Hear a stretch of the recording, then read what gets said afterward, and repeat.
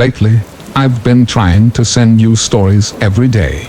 But I feel like a large number of people who have signed up almost never come back to listen to the stories. I don't know where that is. Make you unhappy? I hope to receive comments and suggestions from you. And if you find the video good, please give me a like to give me more motivation. For those who have not yet subscribed, don't forget to click the subscribe button and press notification bell to wait for the next story. Now let's get into the story. Story 1. When I was little, like 6 or 7, I had dreams that I would wake up late at night and see my mom smiling and standing in the darkness in my bedroom, watching me sleep. I would call out to her, but she couldn't hear me. She would just smile and look at me. This was a recurring dream for years, and it was beyond terrifying. When I was about 11, my parents separated, and I went to live with my dad.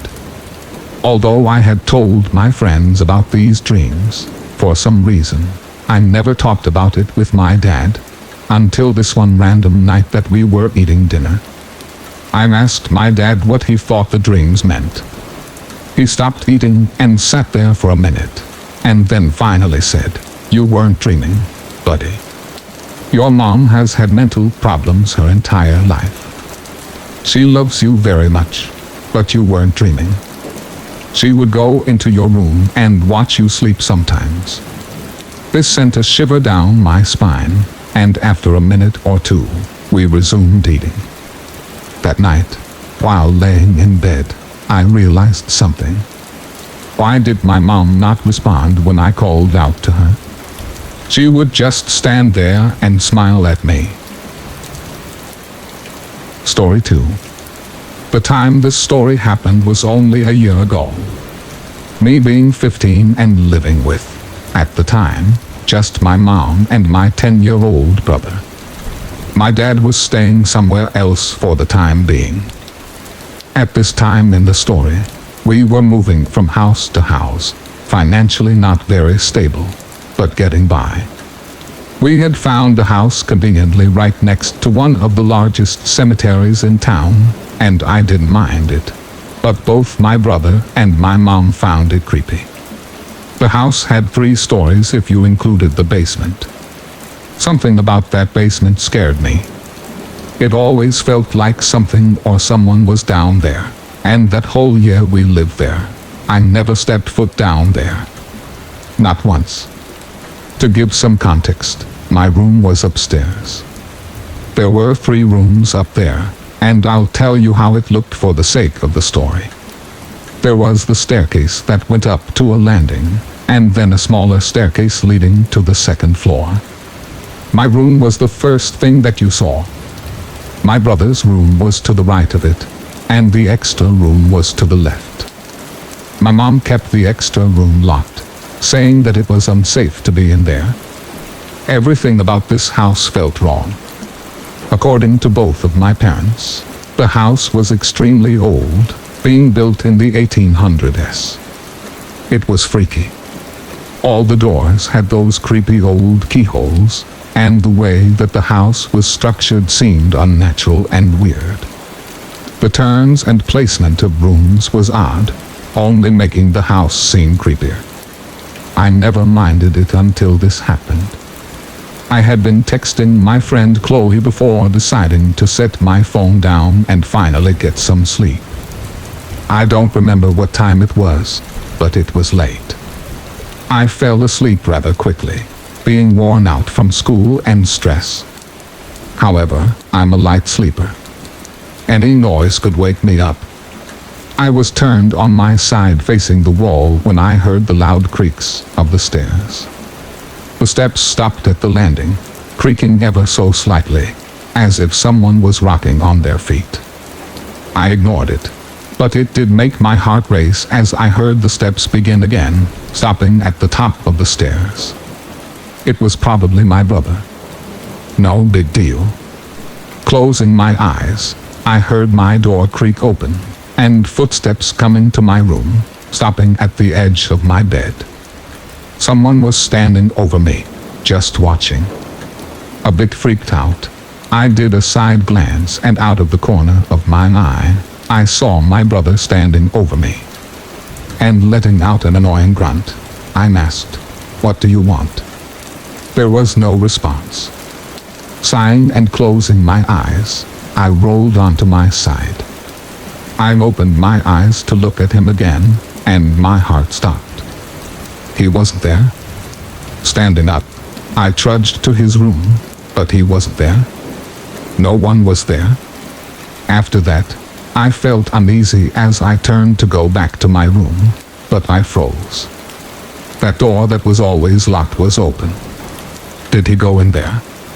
I remember going in and grabbing my phone, turning on the flashlight, and just standing there, staring at my floor. Something felt so wrong. My gut told me that I was alone. There was someone in there with me, and they were not good. Slowly I went to shine my light into the room to see if my brother was there. There was nothing. At this point I heard my heart pounding in my ears as I shut the door, quietly going back to my room. I told myself it was my imagination as I laid back in bed and closed my eyes. I fell asleep eventually, silently muttering prayers under my breath to put my mind at ease. I did question my brother the next morning if he had gone upstairs, but he just told me no. Ever since that night, every night I hear footsteps coming from upstairs, and they stop at my door. I began to have nightmares of a very tall man coming up from the basement and to my door, peering his pale face inside to look at me with his unnaturally wide and terrifying smile.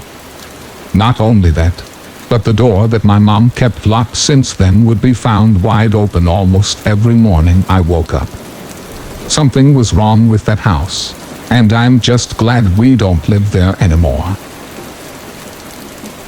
Story 3. I remember back when I was 7, my family and I moved into a new house. We had only been there for a few months, and our next door neighbors were constantly fighting. Our houses were fairly close, almost a full arm's length away from one of our windows. One night, as my sisters and I were getting ready for bed, we heard the usual arguing and thought nothing of it. The next day after I finished getting dressed for school, I walked outside my front door, and as I was walking up to the front gate, I noticed something to my left in my neighbor's front yard. It was the young woman, just laying on the ground on her back. I vividly remember the way she looked. She was wearing a pink shirt, and her right arm was stretched out towards the fence. My mom came out next, and saw her right away. She quickly rushed me and my sisters into the car, and dropped us off at school. When I got home that day, there was police tape blocking off the neighbor's house, and that's when I realized that she had been dead. I honestly thought that she had passed out from drinking or something, but she was murdered by her lover, stabbed in the stomach multiple times. Story 4. I'm originally from Arizona, but I grew up in Nebraska, in a small town about an hour south of the South Dakota border. My life leading up to my living in Nebraska was riddled with abuse and a lot of childhood trauma. My biological father was abusive, and my mother was absent for part of my childhood. I am also bipolar, and take daily medication to make my quality of life better because of what happened to me as a child. I currently reside in Oklahoma. To start, I never really experienced anything paranormal growing up. That is until my mom's boyfriend, whom she is still with to this day, came into our lives. He was a good man, and ran a small hardware store at which my mom also worked. Before meeting him, she was married to an awful man that did terrible things to me, many of which I still go to therapy for to this day. After the divorce, we spent a lot more time at her boyfriend's house. The house was built in the early 1900s, and it was absolutely huge and beautiful. She never told us at first that it used to be an old mortuary. Her boyfriend's father, who moonlighted as a mortician, ran the hardware store in town, which was passed down to his son upon his death. Even after telling my brother and I, my brother being 12 and I 15 at the time, that the house was an old mortuary, it never really bothered us.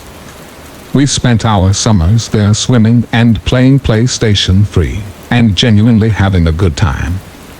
Quite honestly, the best summers of my teen years. I enjoyed it. The home was warm and inviting. That is until you got to the basement. The steps leading down to the basement were steep, about 10 of them before you reached the bottom.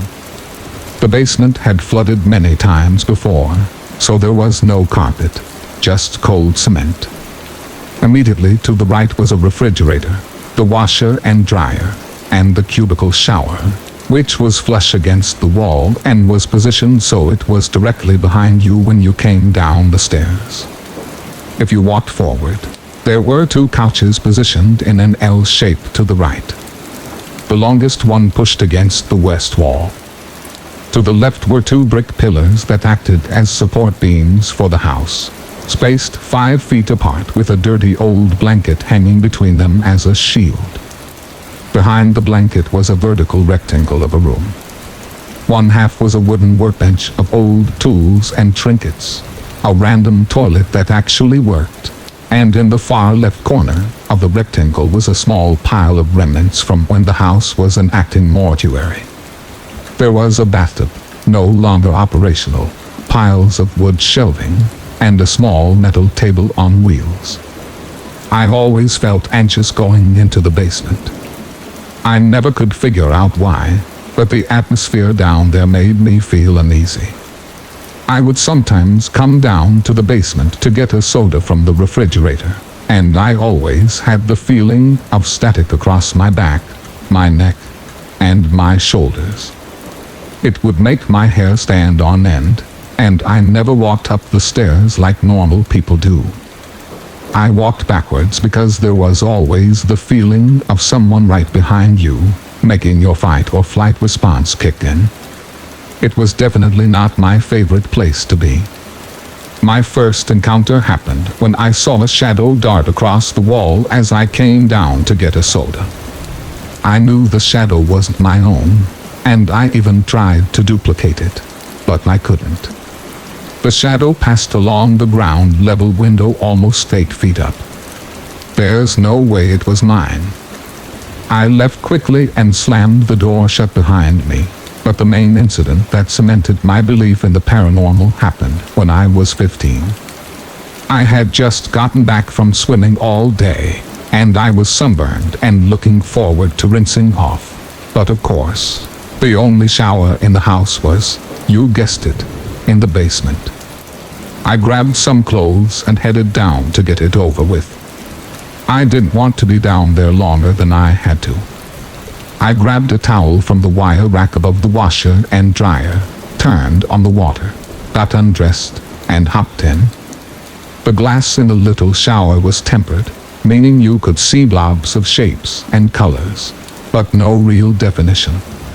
I was rinsing off and proceeded to close my eyes and put my head under the stream of water. I moved out of the way, wiped my eyes, and opened them. I froze. Through the glass, I could see someone standing there to the left. My mom was upstairs taking a nap, and my brother was on the second floor playing PlayStation. There would be no reason for either of them to be down there, especially standing still looking at me. I stared at the shape through the glass. That feeling of unease came over me again, but stronger this time. I stood there for a moment, gathering up the courage to open the door. Slowly, I pushed it open, never taking my eyes off of the figure, but when I opened the door, there was nothing. No one was there. I looked around, surveying the area, and when I was satisfied that I was alone, I closed the door and the figure was gone. I hurriedly finished my shower, threw on a towel, and started to back up the stairs. Every step I took, I could feel the sense of unease growing, like an unseen mass filling the room.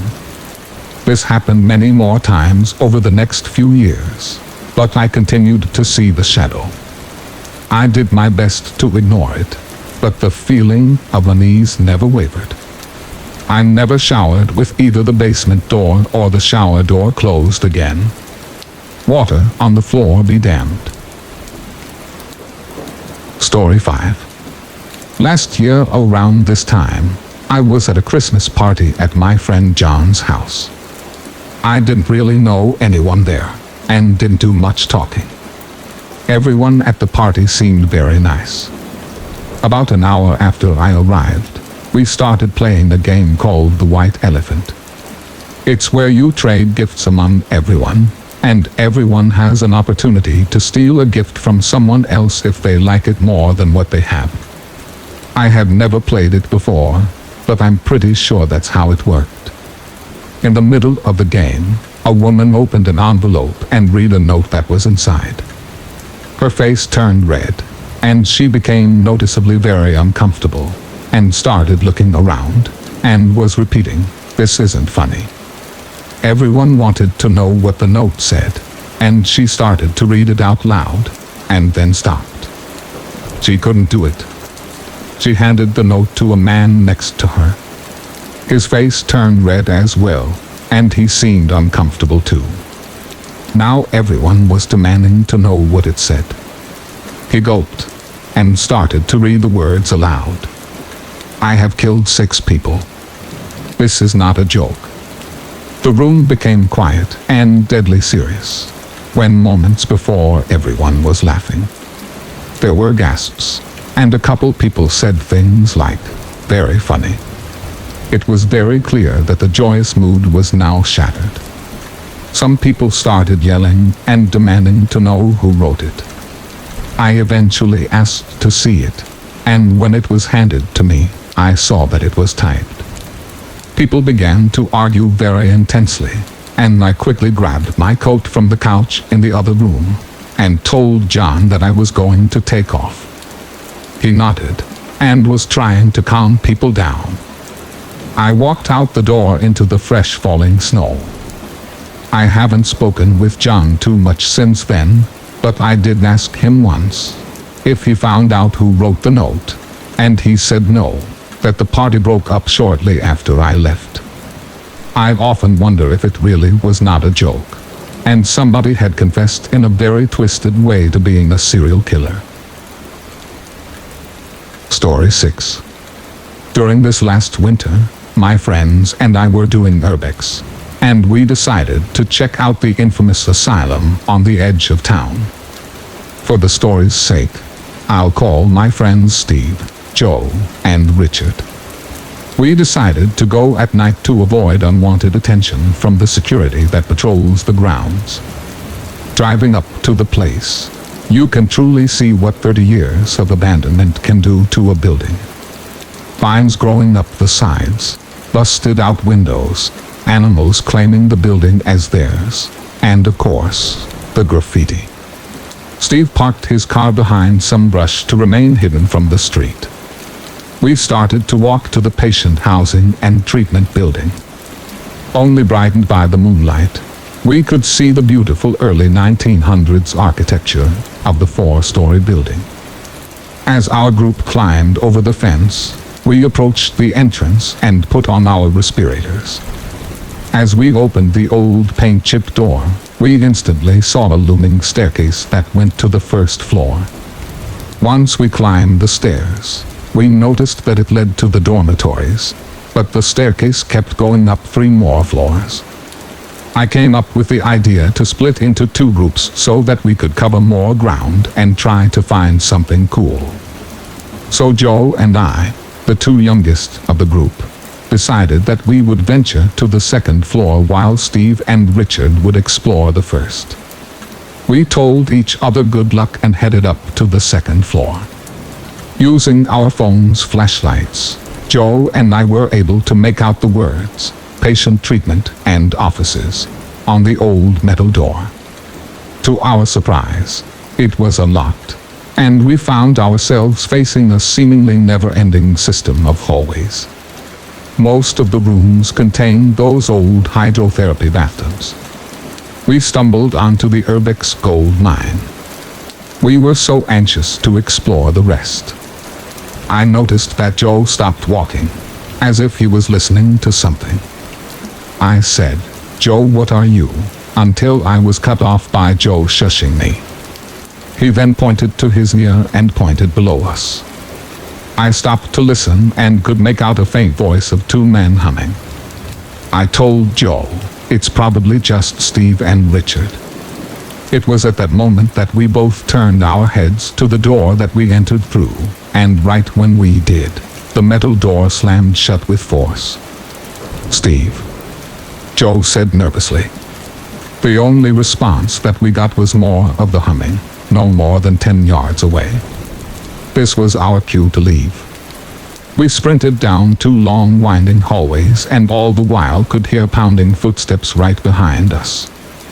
When we got to the end of the hallway, I could make out an old fire exit sign with the glow of my light. Joe and I barely made it to the door and slammed it shut. Through the small busted pane of glass of the door, I could make out 3 dark figures, at least 10 feet from the door. We found the stairs and pretty much jumped down them and then bursted out the exit. I don't think Joe or I have ever climbed a fence that fast in our lives. We didn't stop running until we got to the car. To our surprise, Steve and Richard were both sitting in the front seats. We screamed to unlock the doors and frantically told Steve to drive away. Steve looked confused, driving away, leaving that nightmare of a place behind us. Richard wanted to stop and get coffee, and during this time, they told us what they experienced. As Joe and I went upstairs, Steve and Richard entered the dormitory space. They checked out a couple of rooms but said that they were all empty, so Steve wanted to call me to check if we found anything cool. But it went directly to voicemail, so Steve and Richard figured that we just left the building. When Joe and I asked if they had heard humming, they just looked at us as if we were crazy. That was the first time I went to that asylum, and it will certainly be the last. Story 7. This all happened about 5 years ago or so, and in a pretty short time frame. We had been living in our old house for almost 3 or 4 years at the time, and we were good friends with the family that lived across the street. The family, or at least the parents, had a bucket list item to move to a European country for a couple years or so.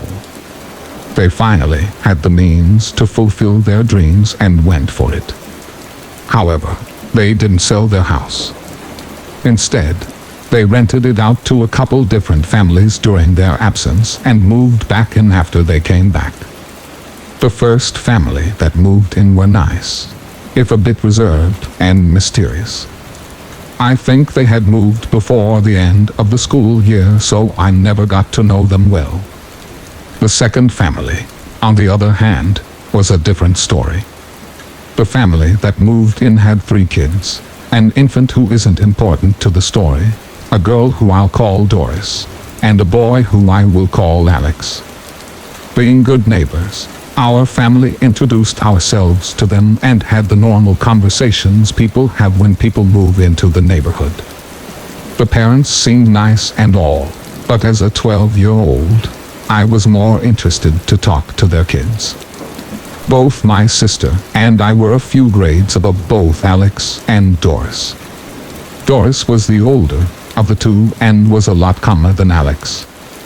She was holding a small conversation with us while Alex was talking non-stop. I basically only fit in one-word responses to his questions because he talked so much. Eventually the parent conversation ended and we went back home.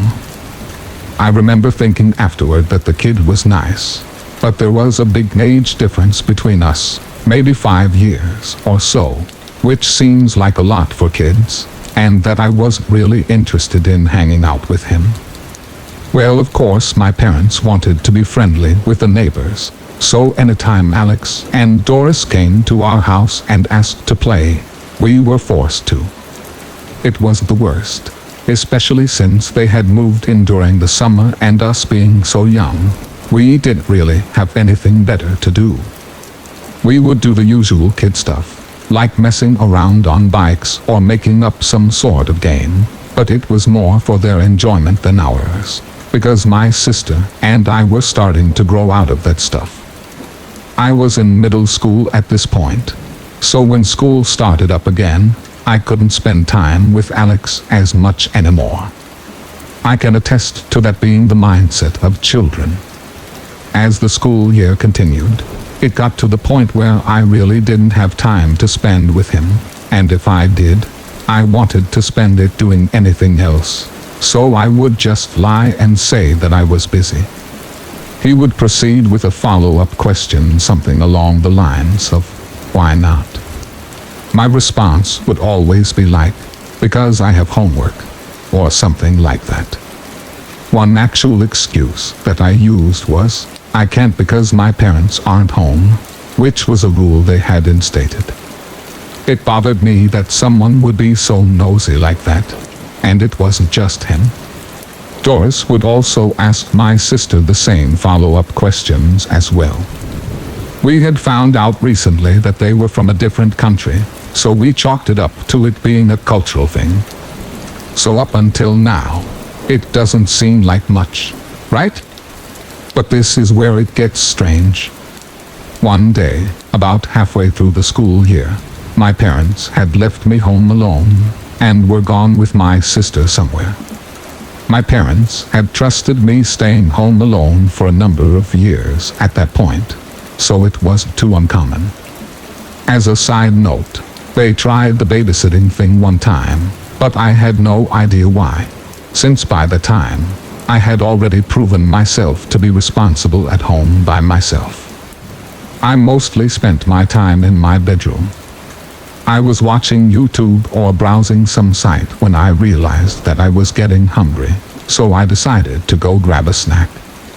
Now, my bedroom was at the front of our house, and it sat to the left of the front door from the inside. The kitchen was literally 10 feet from my bedroom to the other side of the front door. So I walked out, looking down, as I continued to watch YouTube on our family iPad, when I looked up towards the kitchen. I jumped, and felt my heart stop, when I looked through the kitchen doorway.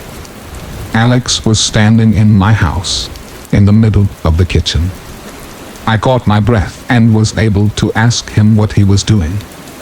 He simply responded with, "I just wanted to ask if I can play with you." I was completely taken back. All I could conjure up as a response was to tell him that my parents weren't home, and that meant that I couldn't play right now. I don't remember his response, but I do remember him walking out of the house, and then I immediately locked the door afterward. There's a few things that really scared me about this event when I think about it in hindsight. The front door in that house, which I guess I forgot to lock, is really loud. I hear it every time someone comes and leaves, so if that's how he came in, I don't know how I did hear him.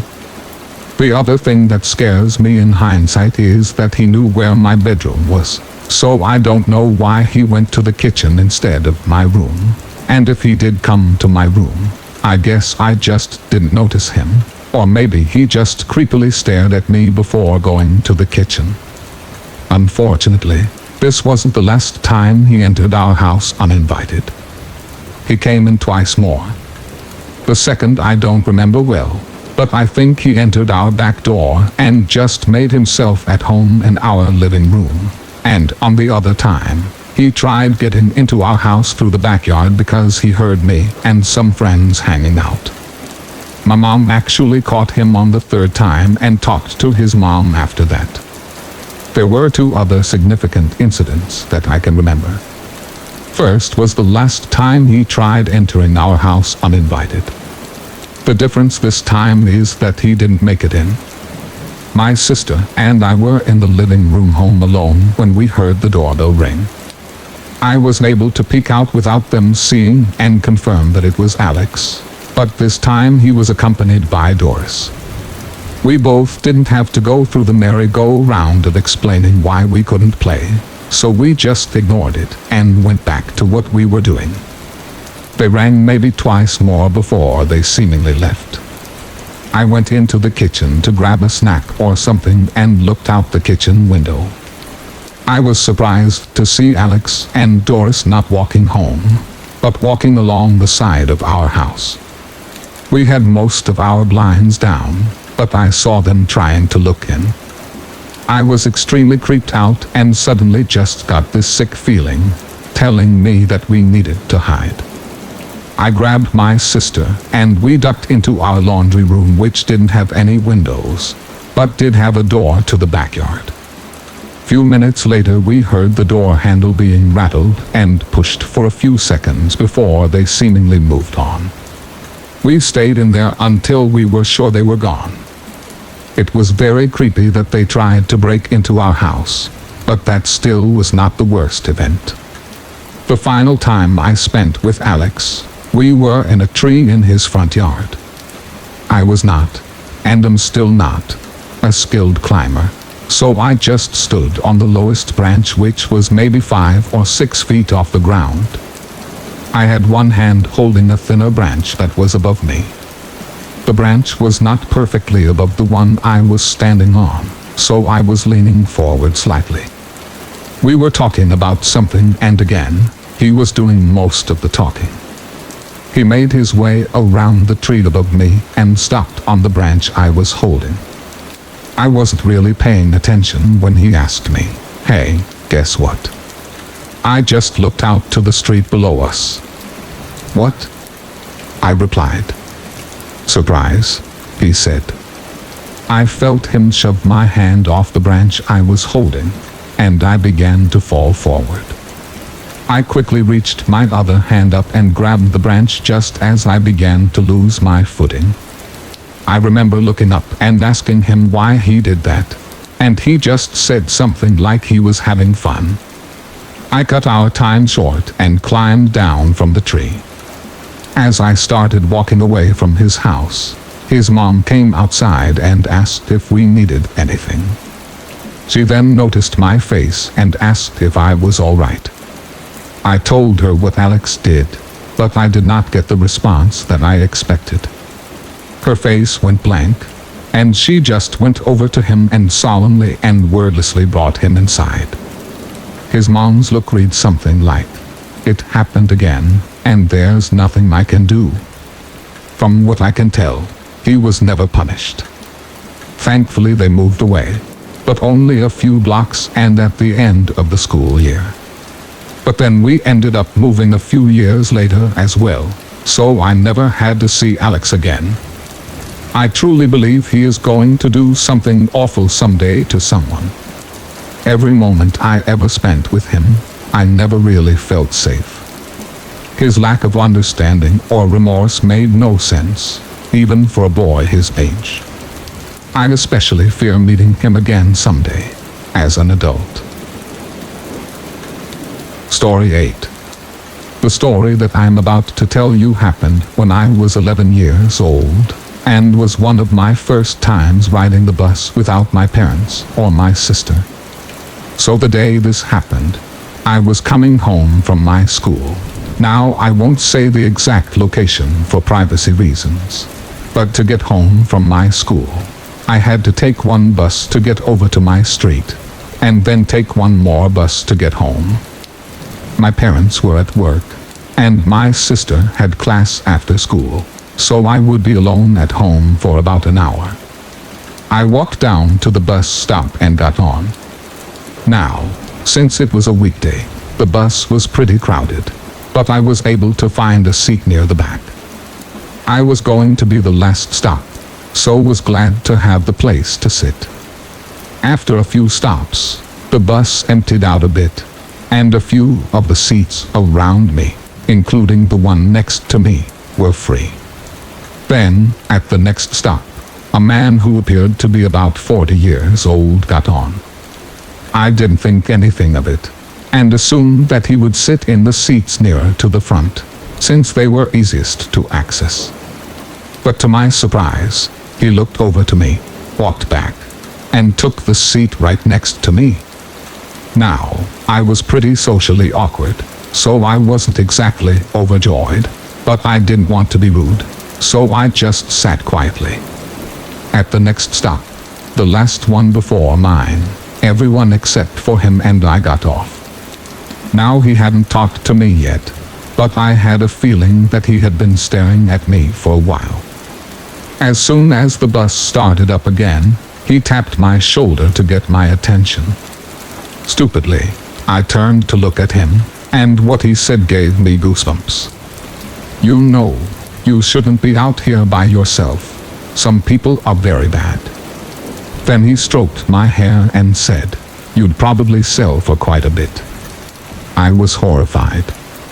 By this time we were pulling up to the last stop, so I picked up my things and ran out of the bus. I had always thought my neighborhood was safe, and had never really been taught about these sort of things, but at the time, I didn't really care. I ran to catch the connecting bus and got on just before it left.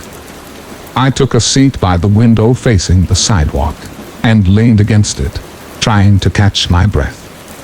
While the bus was driving away, I looked back and saw the man from the bus, just standing on the curb, watching me, with the biggest and creepiest grin on his face. Story 9. My mom is really good friends with one of the wealthiest people in our town. They have a daughter, my age. I don't have a crush on her or anything, but my mom had pushed me to ask her out before, but I never did. Here's the weird thing about this situation.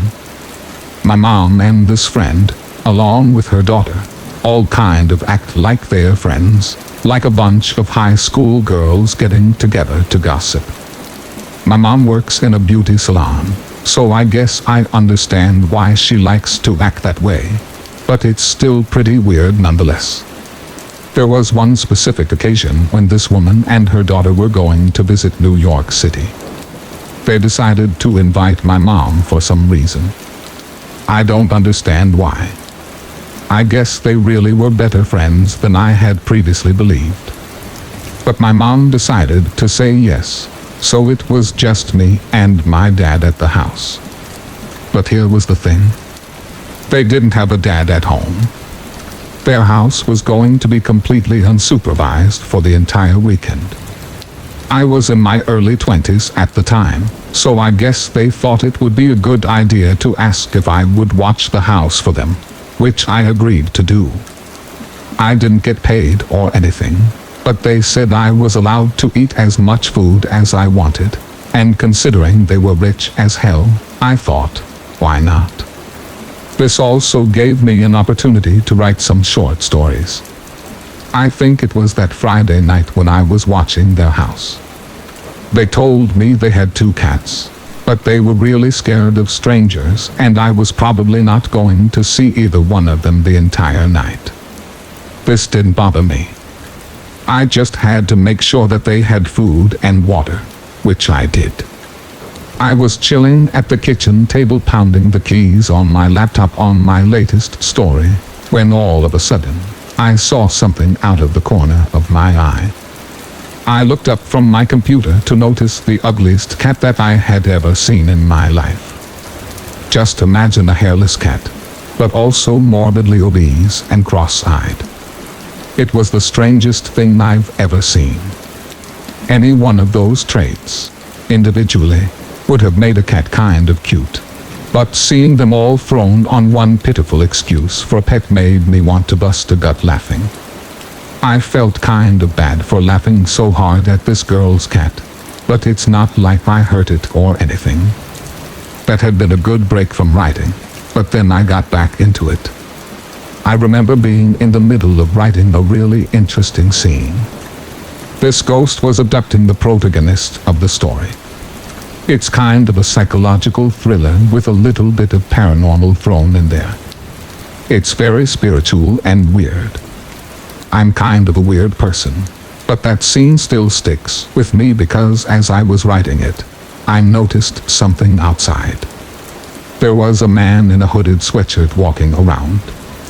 I sat at the kitchen table, stunned. I didn't know what to do. I felt adrenaline burst through my veins. Fight or flight. Well, I figured that my car was outside, so running wasn't going to do me much good. And after a minute of rationalizing the situation, I had no proof that this person was out to do anything bad. For all I knew, this could have been a jogger. I got up close to one of the windows to watch this man. He seemed to be sneaking around. He wasn't coming toward the house I was in, so I figured that I was at least safe for the moment.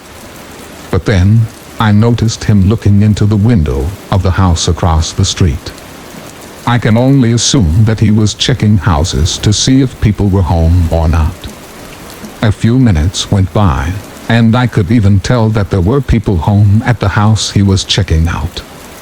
By the time he realized, I noticed him do a 180. He was walking in my direction now. I was about to be face to face with this man. I saw him walking across the street, and I immediately started to panic.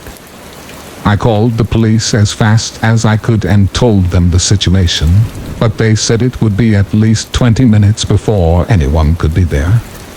I ran up to the attic to hide. I locked the door behind me. In retrospect, this was my biggest mistake. I should have turned on a bunch of lights and made it obvious that somebody was home. I'm good at thinking, just not in the moment. The house must have looked uninhabited by the time I got up to the attic. I was in the attic for about 10 minutes when I heard a window breaking downstairs. He was inside the house. My heartbeat was in my forehead. He walked around the house for a few minutes. Thud. Thud. I heard the humongous boots marching across the wooden floors. He explored the house for a good while. I was really beginning to wonder where the police were. Typical of them. I heard him get close to the attic entrance, and that was the moment that pushed me over the edge. I started screaming at the top of my lungs that I had a gun. I told him that I would blow his head off if he didn't leave the house immediately. To my absolute shock, he ran away. I watched him run down the street as I looked on through the window. It appeared that this guy was even more scared for his life than I was. The police eventually got there, and I told them the entire story from beginning to end. They said that a couple of people had been reporting this guy in nearby neighborhoods, so this wasn't the first night that he has been doing this. The police explained that this guy hadn't been violent on any of the occasions they had been called to. They said that it was about the 70th time this month that they have responded to a similar incident in a wealthy neighborhood. I guess he's going around looking for any easy way to make money. He hasn't been face to face with any homeowners yet, so maybe he isn't a violent criminal. Just a criminal. I found the entire experience really interesting, yet terrifying. Living through it was probably the most scared I've ever been. My mom, her friend, and their daughter didn't even come back early from their trip after it happened. I thought that was a lame move, but what do I know? For revenge, I ate every single pizza roll they had in the freezer, and if you're wondering, there were 3 bags of the 90 pizza rolls. I made 270 pizza rolls that weekend, and I have no regrets. I sorely needed them after that borderline traumatic experience with that burglar. Story 10. We took off a few days and decided to fly somewhere to get away from work and people and the town in general. I found decent deals and flights to Ocean City, Maryland, for 2 nights. She had never been on a plane. We loved the beach, and I could hit up all the local crab cake spots. It was perfect. We flew into Baltimore and rented a car. Nothing memorable happened the first day. We laid on the beach. We hit up all the local shops and had forgettable food. The second full day, we woke up and went to the most recommended stop for crab cakes. And on the way back we stopped and got a crab cake to go from 2 other recommended places for later. We stopped by the hotel to drop off the food and went to the hotel bar for a few drinks. My girlfriend at the time was a smoker, and I hated it. She also would attract attention from guys, which I would deal with, but wasn't thrilled about. We go to the rooftop bar at the hotel, and the bar itself is a 4-sided island in the middle of the patio. It's probably 2 p.m. on a clear sunny day. We pull up chairs, and there's only a few women on the left side of the bar and a guy bartending behind it. We got obligatory house margaritas. After her first drink, my girlfriend felt like she wanted a smoke, but the girls and the bartender didn't have one to bum her.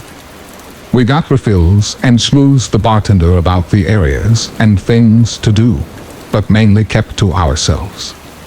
The bartender seemed as if he was being fake. Something was off and I couldn't put my finger on it. A feeling of, I really don't even want to run to the restroom and leave her alone at the bar because I don't trust something. More than a few times he asked us if we were staying at the hotel. I think I said no. The girlfriend said yes. He asked us what room at one point. My girlfriend went to use the restroom. A minute later I heard guys' voices.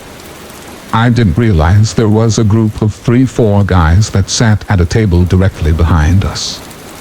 They were either playing cards or just smoking, but they made some comment to her when she walked back. We finished our drinks and were Googling tropical drinks for her and the area hotspots to check out. The guys came up on either side of us and talked to the bartender and got beers. You could tell they were either friends or regulars. I honestly couldn't tell you if they were there when we came to the bar or came after, but they had a sleazy vibe. The girlfriend and I ended up walking to the only other couple at the bar that had come and sat down. It was nice to be away and just relax. We always like making new friends.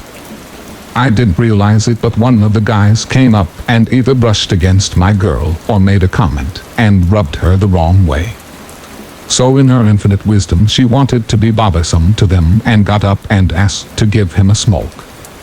I didn't realize it until I turned around and there she was, talking to the guy with his shirt unbuttoned and gold chains hanging on his chest.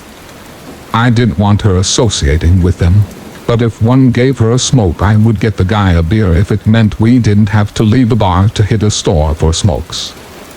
She came back without a cigarette, mad. Apparently the guys kept asking, "What's in it for us?" and said if your boyfriend wants to fight us then why would we give you anything? I didn't want to fight them. I was on vacation and I wasn't paying any attention to them, but I didn't like the implication of the other comment at all. Because we had such a lackluster first day, I wanted to pack in fun things this day. So this drink was my last one. I asked for the tab and the guy of the couple we met gave us his business card. He said we should meet him and his girlfriend at Secrets at 8 p.m. The guys behind us kind of swarmed in on all sides and slammed down a pack of cigarettes with 2 smokes left inside, in between me and my girlfriend. They said something like, "Here," then they ordered another round. We found it odd, but I thanked them and offered them a shot. I don't even think they replied. One asked if we were vacationing, then asked if we were staying at the hotel, then took the round of beers back to the table. I had a weird feeling as if they were locals and didn't like us because we were visitors. Turning back to the bar, my drink was now completely full. Stupid me didn't even question it. I didn't want a refill, but figured the bartender topped me off. I took a sip and the drink was strong. I just closed out, so maybe it was a thank you for the tip drink. It was disgustingly strong. I told my girl to try it. Boozy Susie over here takes a huge pull from my drink and nearly spit it back out. It was gross. She made a face and said that it shouldn't taste like that. I couldn't even ask the bartender about it because he was gone. I don't know when he disappeared, but he was nowhere to be found. I can't remember if I fully finished that nasty drink. My girlfriend said something along the lines of, "The guys are staring, let's go." I was originally worried she was going to chat them up and thank them before we left, but she said she felt weird. The whole vibe changed and she wanted to go. I remember spending a minute or two saying goodbye to the couple that we were going to meet later and heading towards the doors of the hotel. The guys weren't at their table. Patio door, elevator, hotel room door, bed. My eyes open and I turn my head right. The alarm clock reads 3 a.m. I'm face down in bed on top of the covers. I push myself up, slide back off the bed, and stand up. The sliding glass doors are wide open, as are the screen doors to the balcony. There's a breeze. I think, did my girlfriend jump off the balcony? And in that millisecond I hear crying behind me. My girlfriend is sitting Indian style on the floor with a clam shell of what was $40 worth of crab cakes in her lap, crying. She said she couldn't wake me up. She asked me if I had remembered what happened. She said she had been sick and had been throwing up for 4 hours non-stop. What happened? I bent over to sit down with her and got hit with a wave of sickness, and I ran to the bathroom for hours puking. By the time I came out, she was passed out again. This had to be a bad dream.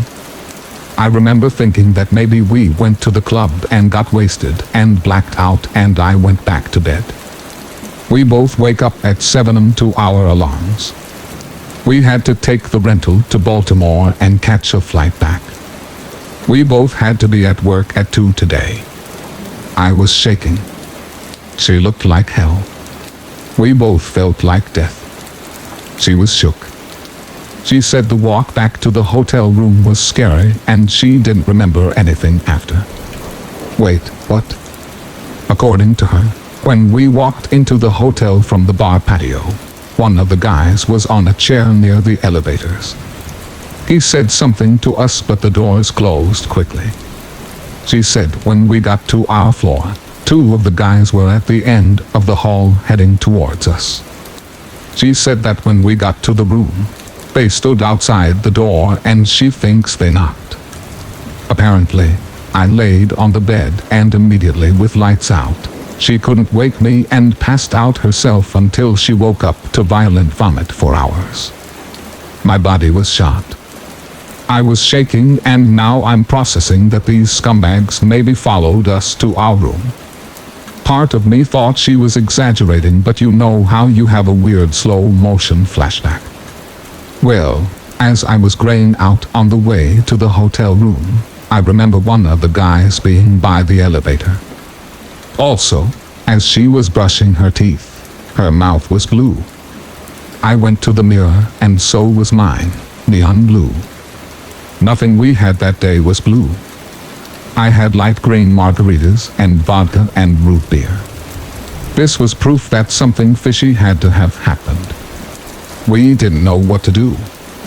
We had to get back. We couldn't stick around. We got to the car. I barely felt okay to drive, but I wanted to be home. We felt dirty. We were so confused. We wandered out of Maryland and swore we were never coming back. We missed our flight, explained the situation to the desk, and somehow got put on another flight back home. We sat in the airport for hours, dying. The flight was painful too. We made it to work a few hours late that day. Nobody believed our story and thought we made it up just because we were being late. And we kind of never brought it up again. I googled to see if similar situations happened and found nothing. We googled blue tongue and saw it's a side effect of a drug. I'll be honest, I felt lucky we made it out of there. I don't know if we were a target of a room invasion or a robbery, or if they wanted to attack or kidnap my girl. It could have turned out ugly in a lot of different ways. What if my girlfriend didn't take a huge swig? What if I drank the whole thing by myself? How close did I come to an OD or death depending on the drug and its interactions with alcohol? I swear the bartender was in on it. I did call the hotel and asked if there was any issues with the people being drugged or room robberies, and they said no. They have 0 incidents, and I think I'll let it go. I emailed the hotel from a throwaway email I created and told them to watch the hotel roof bar and the bartender, and never got a reply. I realize this is a long story, but that's my story, and I think about it anytime someone brings up Maryland. Story 11. This all started last year when I bought my first house. It was a great deal for a piece of property in the area since it was located next to a party house. Strange people were in and out all of the time. Lots of screaming at each other late at night. 2 times they knocked on my door to borrow my phone to call the paramedics. It was unpleasant, but most of them were polite and didn't bother me. All but one person. This guy gave me weird vibes from the start. He cornered me one day when I was taking out the trash and introduced himself. I forgot his name almost immediately. I was in a hurry and didn't really want to talk. He started hounding me for my own name, which I gave reluctantly, not wanting to be a rude neighbor since I was going to be living there for a while. He then pressed me for my last name and who my parents were. None of this is particularly strange since we are both First Nations, and it's common for people to know each other through familial ties, and I look really young. I am often mistaken for a 16-year-old, and since he looked in his 40s, I didn't think much of it. Just someone my older wanted to know if we were related or something. I started getting uncomfortable when he asked me if my parents were home. I live alone with my dog, but I didn't want him to know that, so I said they were home. He then asked me if I work, where I work. I told him that I had to go and just carried on my way. He then asked me if I wanted to come party. This was in the middle of the day and the party house looked empty. I was feeling super uncomfortable now. I ended up not answering and just going back into my house. A few times after that he tried to talk to me again while taking out the garbage, and being the wimp that I was back then, I just pretended I didn't hear him. I wish that was it, but it's not. 2 months later my cellar flooded because a water line to the party house broke. My cellar is a rickety old staircase down into a concrete hole. No other exits beyond the stairs. I was in the middle of taking buckets of water out when he stood at the top of the stairs and blocked my path. I was terrified. The cellar behind me was soundproof because it was under my house and I was home alone. My dog was inside because the water was hazardous. I didn't have my phone because I didn't want to get it wet. He asked me what I was doing. I told him my cellar was flooded and he took a step down the stairs. I stepped back and into the water and he advanced after me. I told him it was okay. I have it handled, and that he needed to be careful because the water could be electrically charged, and that I was safe because I was wearing rubber boots. Thankfully this made him stop and he left without another word. It was a big fib because my power was off, but it was the only out I could think of at the time. I waited half a minute to make sure he was gone before booking it up the stairs and into my house. I borrowed a sump pump the next day from a family friend so I wouldn't be stuck in the cellar alone for extended periods of time. He continued to try to talk to me from time to time, but the water was shut off at the party house to stop it from flooding my cellar, so he was showing up less and less. Eventually the building was evicted. Some people still wandered around the property from time to time, but never him, and it was torn down some months later. Fall came around and there was a knock at my door. The neighbor. He asked me if I remembered him. I told him I never saw him in my life. He told me to have a safe night, and he left, and I hope I never see that guy again. Story 12. This story happened when I was 24. I was in my second year of studying 3D animation in a sort of private school. We were sharing the building with companies revolving around the numerical world, and there was expensive material in there, so the entrance was usually monitored by 2 or 3 watchmen, and if we wanted to stay later, after school, to work on our projects, we had to give them our student cards. This and the security cameras everywhere. I never thought that this would be a place where I could feel in danger. I must add that the school was in a city 40 minutes by train from my mother's house, so I was doing the 2-way trip every day. A few days just before my story takes place, my mother forced my socially anxious self to go around the city and give out some applications for a summer job to about 5 different stores. It was lunch break when my phone rang. It was an unknown number, and usually I wouldn't answer to hidden unknown numbers like that, but as I was searching for a job, I didn't want to miss the chance that it could be a response to my applications. I went into the corridor and answered. This was a man with a very deep, mature voice, not someone of my age for sure. The man asked if I was Ria Russo, telling me my name and surname without a doubt.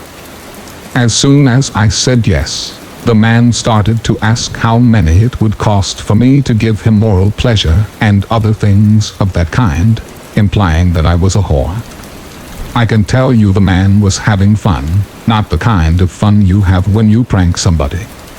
I'm talking of the sexual type of fun. It's a little bit complicated to translate this in English, but his voice had this dimension when somebody is sexually aroused. The other thing I can tell is that he had a strange accent. After the surprise, I answered him that I was not doing this sort of thing, and I hung up without a delay. I was confused and went back into my classroom, but the fact that the guy knew my name was very strange to me, and I went outside of the building to smoke a cigarette and called my mom to see what her thoughts were about the subject.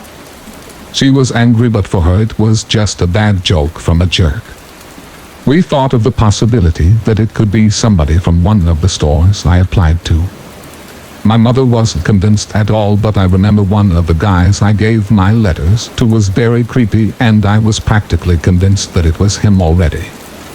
As soon as I hung up, the unknown number called me again. It gave me the creeps that he called just after I hung up with my mom, but I didn't think much of it at the time. The unknown number called me during class time and during my way home, and I decided to ignore it. This man would get tired of this little game. The next morning the story was already forgotten.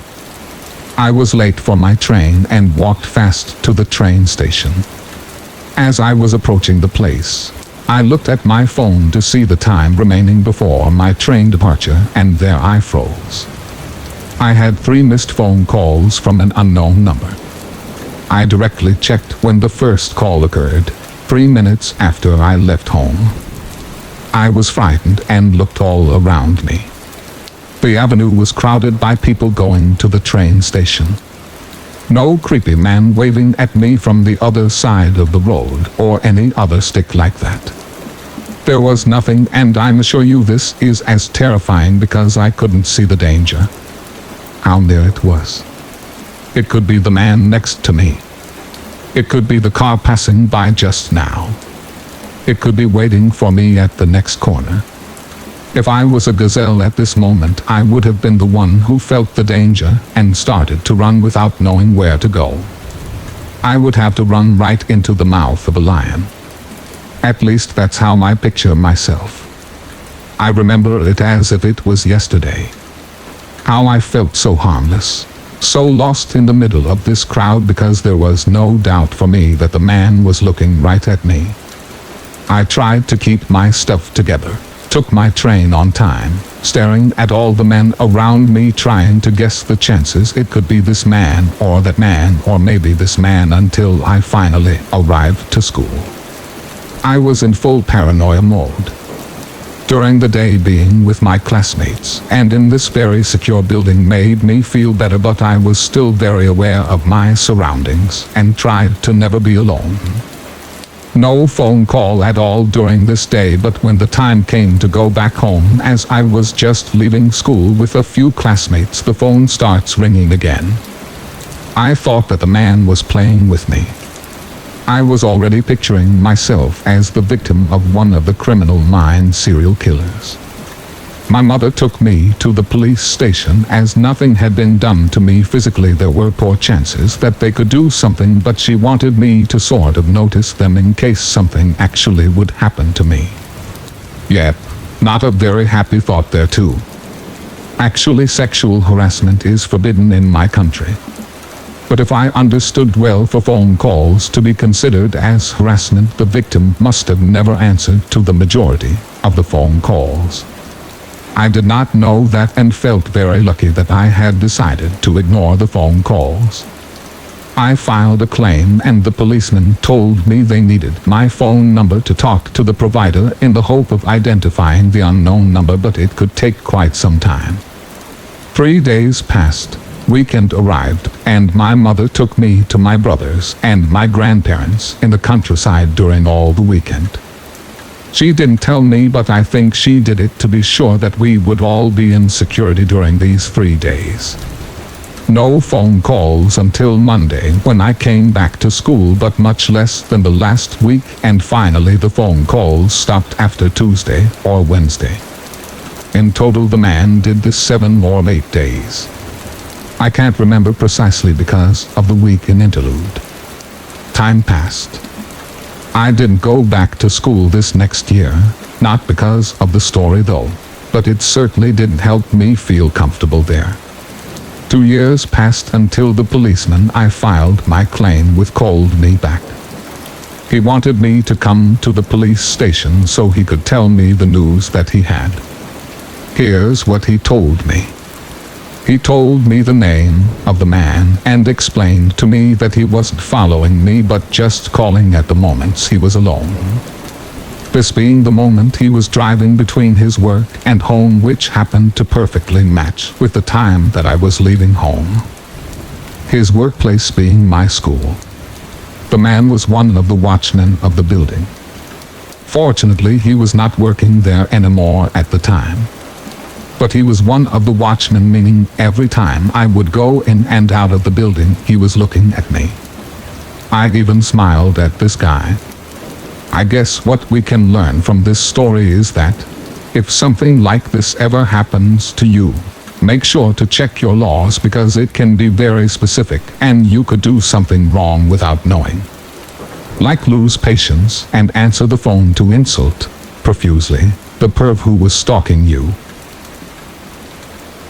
Story 13. I was 16 years old. It was the middle of summer in Arizona, and I was spending the day at my boyfriend's house. It was probably around 11 am, and we were trying to figure out what we were going to do for the day. Something happened. I don't remember exactly what, but we got into a huge fight. It was pretty bad, and I was tired of fighting. I put my shoes on, grabbed my bag, and left. He tried to chase after me to change my mind, but I refused. My best friend lived probably 3 miles away, and it wasn't too bad of a walk. Plus, it was the middle of the day, so I figured everything would be fine. I called my best friend and told her what had happened and that I was coming over and went on my way. As soon as I made it out of the parking lot of my boyfriend's apartment, I had this weird, awful, sinking feeling in my gut. I brushed it off and figured it was just me being overwhelmed from arguing yet again. From where my boyfriend lived to my best friend's house was pretty much a straight shot down the main road where there was always a lot of people out and a lot of traffic.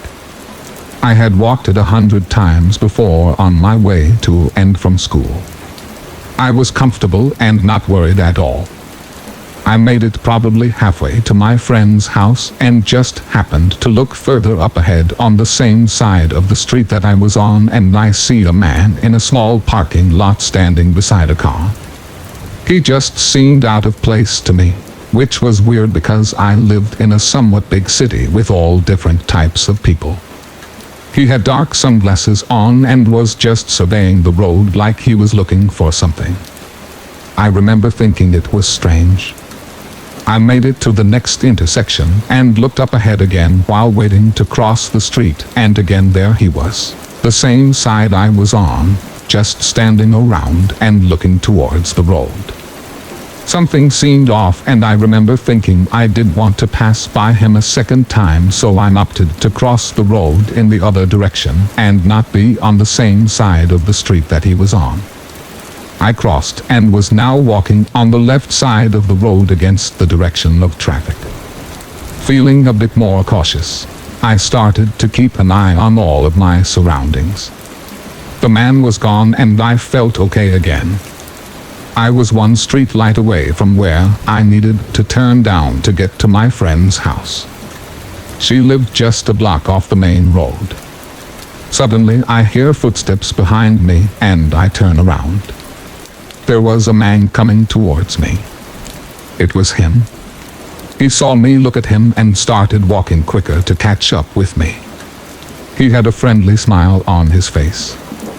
He caught up with me and started to ask me directions to some place I'd never heard of.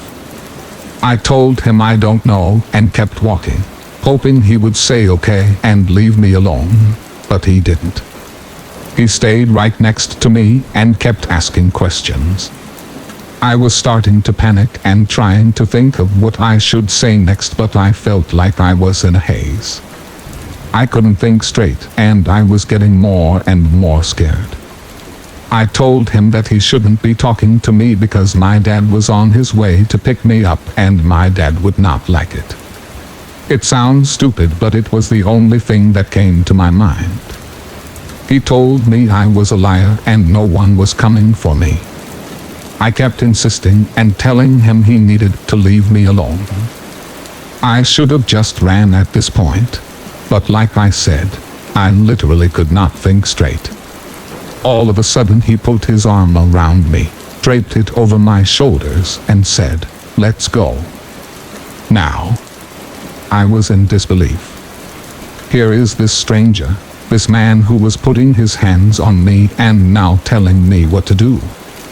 I felt like my heart was going to explode, but I was just walking with him. I couldn't do anything but just to go with him. He had turned me around and we were now walking in the direction the traffic was going. Everything was in super slow motion. I remember looking down at the ground and watching my feet just walking, step after step. Just walking with this stranger. He kept talking to me, but it was like I was underwater and I couldn't really hear him or anything clearly. Finally, I looked up the road and noticed where he was trying to take me. There was an abandoned house, almost completely surrounded by a tall brick wall. It felt like hours had passed, but it was only seconds.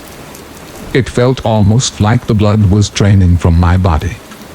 I started seeing flashes of myself, dead somewhere and thrown in a ditch. That was it. I finally snapped out of it. After being in this sort of trance, a thought finally came into my mind. My phone. I need to get my phone. Luckily my bag was on my right arm and he was on my left side, so he didn't really notice me reaching in to grab it. It was a flip phone, so I was able to open it up and find the call button and tap it twice to redial the last person I called without ever having to take my hand out of my bag. I remembered that the last call I had made was to my best friend when I was telling her I was coming over. Thank God I knew she wouldn't answer. I gave it a few seconds to ring and then just started screaming as loud as I could. I brought the phone up to my mouth and screamed, over and over. I felt a rush of tears stream down my face. He saw my phone and yanked it out of my hand, slamming it closed. I kept screaming anyways. He started yelling at me and cussing. I remember him screaming at me to shut up. He put my phone in his pocket and tightened his grip on me. He had one hand on each of my arms as he walked beside me. He dug his fingers into my arms and pushed me, forcing me to walk with him. I remember shuffling around and trying to get away, but there was a lot of gravel on the sidewalk and I couldn't find my footing. He was still yelling and cussing at me, and I could smell the alcohol on his breath. It made me feel sick. Plus, this whole time there are cars driving right by us. I couldn't understand why nobody was stopping to help me. We were getting closer to the house and I remember thinking, I need to get away now. I stopped walking as abruptly as I could and dropped. I literally just bent down and jumped backwards, slipped right out of his hands. I think it caught him off guard. I saw a glimpse of him look at me from under his arm. He looked furious. I turned around immediately and started to run as fast as I could. I was so afraid that he was running after me. I ran directly into the road to oncoming traffic, hoping he wasn't following me. I was hysterically screaming and crying and waving my arms at people to stop. Instead, they swerved out of the way. I remember seeing people's faces looking at me as they just drove past. No one was stopping. No one would help. I turned and looked behind me, and he was nowhere in sight. I got back on the sidewalk and kept running to the direction I was going. I came to a side street. There was a silver van stopped in the middle of the road with a younger woman flagging me down, asking if I was okay. I ran up to her, telling her someone had tried to kidnap me. She handed me her phone to call the police and told me it was okay now and that she would wait with me. Then another car pulled up behind hers, a white work truck filled with tools. Two men jumped out of the truck and ran over to see what was wrong. The woman explained what had happened while I was still on the phone with the police. They were older Hispanic men that didn't speak English very well, but they understood what she told them. One of the men ran back to the truck and brought me his big gulp to drink. It was a watered-down Pepsi, but it was so hot out and my throat hurt so much from screaming. I drank it and thought how refreshing it was. The other man asked me what the kidnapper looked like. I described to them what he looked like and what he was wearing, and without another beat they jumped back into the truck to drive around and track him down. Finally, a police officer arrived, and I thanked the woman who had stayed with me. I walked over to the officer, explaining what happened while she drove off. After I told him everything, he told me I shouldn't have dressed so revealing and it probably wouldn't have happened. I was wearing a regular tank top and long leggings. It was 110 degrees out that day. He gave me his cell phone so I could call my mom to come pick me up. She answered and I told her what happened. She was 45 minutes across town at work, and I think those 45 minutes were some of the worst of her life because she didn't know exactly what happened or if I was okay. The police officer then offered to take me to my friend's house, which was only a minute or two away while we waited for my mom to get there. I ran up and knocked on her door, crying, and had the police officer with me, so when she opened the door, I couldn't understand why she looked so confused. I had called her and screamed for help, so surely she knew something was wrong. And I called and told someone I needed help. No, she answered the phone and heard me crying for help and thought nothing of it and went on about her day. Not sure why that didn't bother me more than it did back then. Finally, my mom got there and I started crying again as soon as I saw her. I thought I would never see her again. I hugged her and just cried even more. She talked to the officer who dropped me off. He had only filed a police report and wouldn't even attempt to go look for the man who just tried to kidnap me because too much time had passed and he would be long gone by now. He had sent another officer to the scene of where everything had happened to try to find evidence. He found my phone thrown beside the tall brick wall near the house.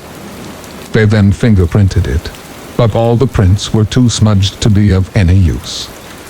And that was that. The police went on their way and never gave it another thought.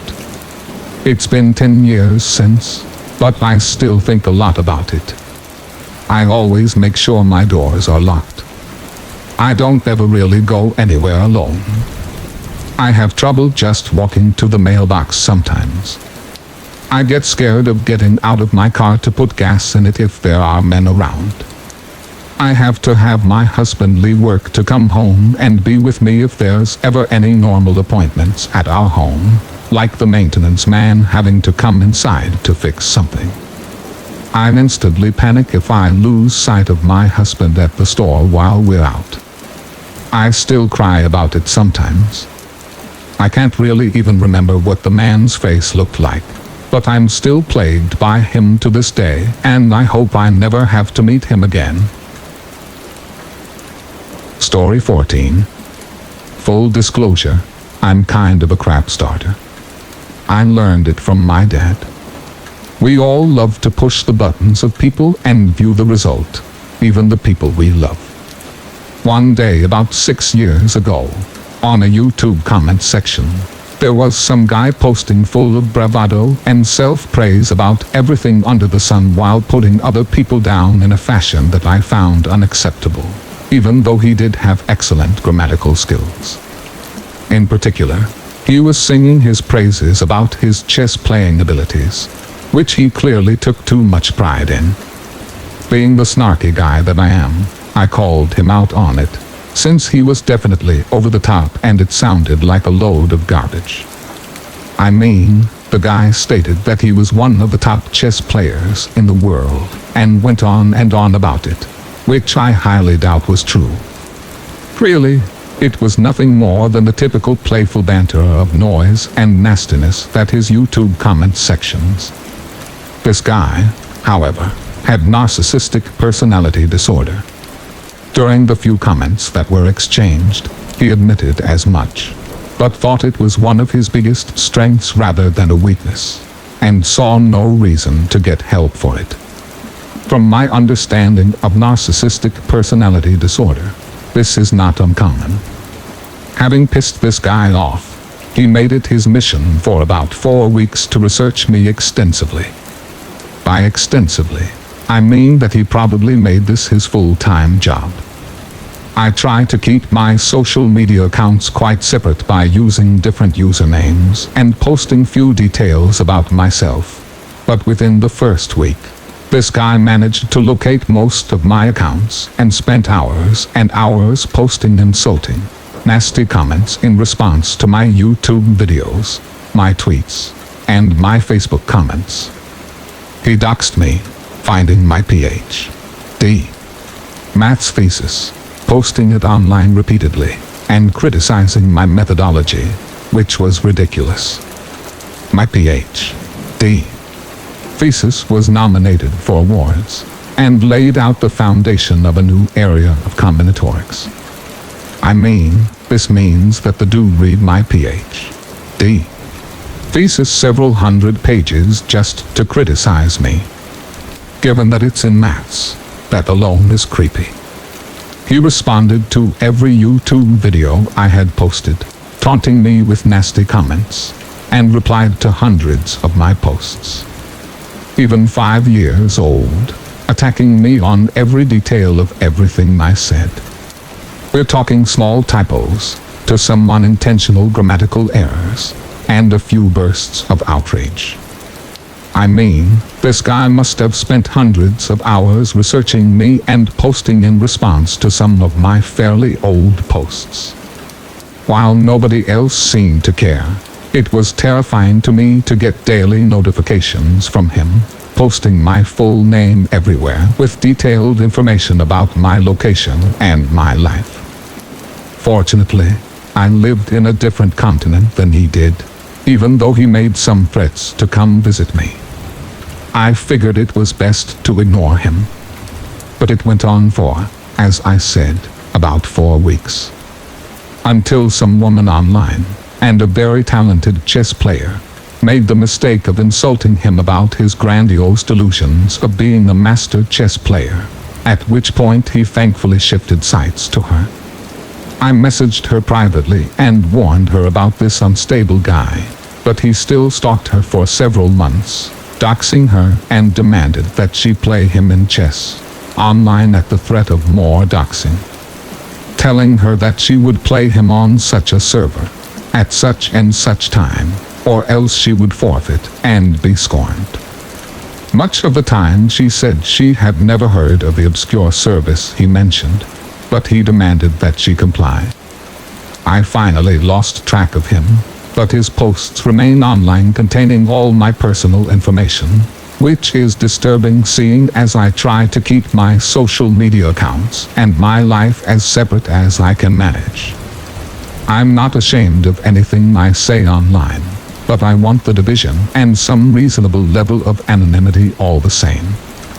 So crazy dude who's proud of his narcissistic personality disorder, I hope we never meet again, and I hope the others remain safe from me. I've learned to be much more careful about my online interactions, and to not push buttons just for the sake of doing so, because it's just not simply safe. Story 15. So this happened back in 2002. I was 15 at the time, and I loved spending time with my sister-in-law, Wanda. That evening I was out with Wanda, and was trying to kill some time until my brother got off of work. Since it was a beautiful summer night, we decided we would go to the park and walk the trails. We were laughing and talking, never thinking we would have any trouble, especially at the public park. As we were nearing the bridge, Wanda fell silent and went to bed rigid. I looked at her confused. That's when I heard the heavy footsteps behind us. I turned and saw a man completely dressed in black with his black hoodie pulled down low, shadowing his face. I should mention that it was nearly 8 p.m. by this time. As I turned back around, Wanda whispers, "He came out of the bushes." I was caught off guard, and all I could think to say was, "What? When?" Pulling me in close, she said. When we rounded that corner, he just came out of the bushes and started following us. By this point I'm getting kind of nervous, but I'm trying my best to keep calm, so I suggested that we picked up our pace and try to put more distance between us. We started walking so fast, it was practically a slow jog. Sure enough, we can hear his heavy boots start pounding the paved trail at a much quicker pace. I couldn't resist glancing back at him again, and that's when he started staring at me, pulling his hands from his hoodie. He was wearing black gloves.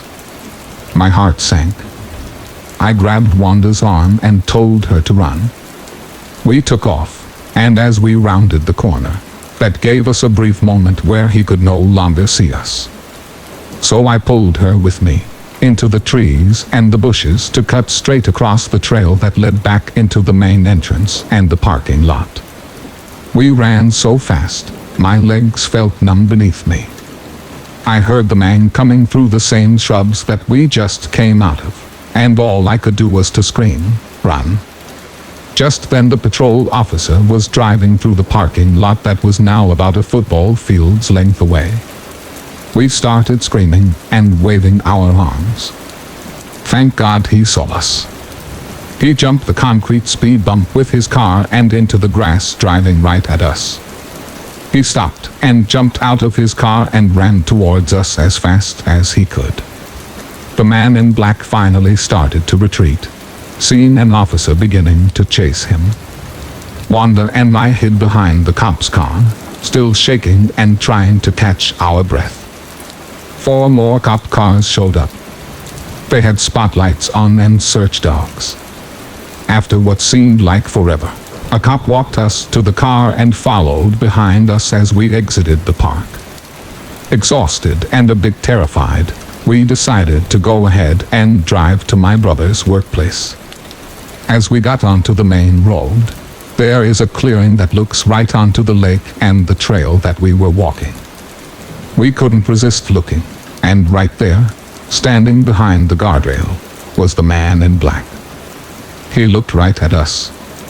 He lifted his head just enough for our headlights to show his sinister smile as he waved at us. I thought I was going to throw up from sheer fear and panic. With shaking hands, I hurriedly called 911 and told them where we just saw him. To this day, I never found out if the man was ever caught, and the thought that he's still out there sends a shiver down my spine.